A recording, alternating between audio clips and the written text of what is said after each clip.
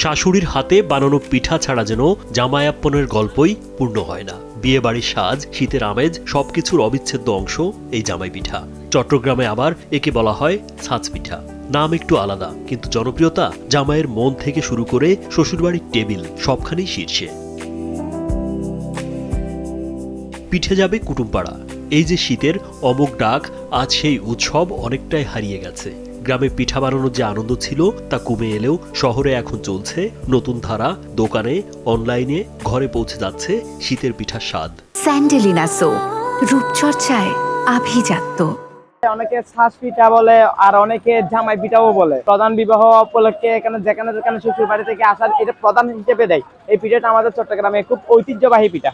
আর এই ঐতিহ্যকে জীবন্ত রাখছেন দক্ষিণ চট্টগ্রামের আনোয়ারার মোহাম্মদপুরের এরশাদুল আলম। প্রতিদিন ভোর থেকে সাজিয়ে রাখেন পাহাড় সমান উপকরণ। ময়দা, দুধ, চালের গুঁড়া, ডিম সব মিলিয়ে চলে পিঠা তৈরির বড় আয়োজন।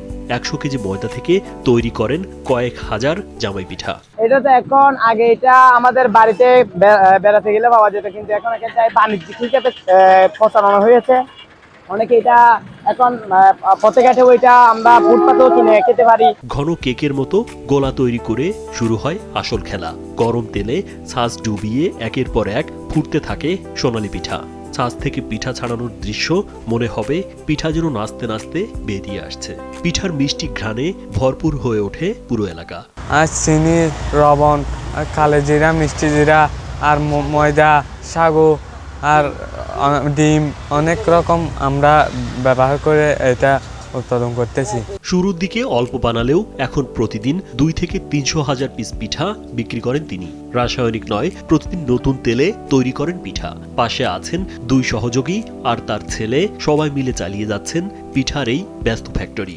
আমাদের মনে হয় এটা অন্য ডিস্ট্রিক্ট থেকে আমাদের ডিস্ট্রিক্টে খুব ভালো, মানে এটা আমাদের ঐতিহ্যবাহী হিসেবে আমরা এটাকে নিয়ে গর্ব করি। স্বাদের রহস্য মাটির চুলা আর কাঠের লাকড়ির আগুন।